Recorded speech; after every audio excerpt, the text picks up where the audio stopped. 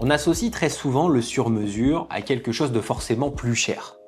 En réalité, c'est pas aussi simple. Le sur-mesure n'est pas automatiquement plus cher que l'industrie.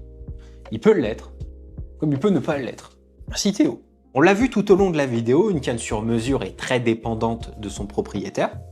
C'est-à-dire qu'on peut pousser la performance au maximum, on peut aller chercher des matériaux qui sont très spécifiques, du carbone de partout, des composants premium qui sont légers, techniques, tout ça. Alors oui, le prix peut monter plus haut que ce qu'on trouve dans le commerce, parce qu'on a franchi les performances de l'industrie. Mais pour être honnête, ce n'est pas toujours nécessaire, et c'est même d'ailleurs rarement le cas. Pour avoir manipulé beaucoup de cannes, des deux côtés d'ailleurs, je peux le dire clairement, à produit équivalent, le sur-mesure est très souvent moins cher.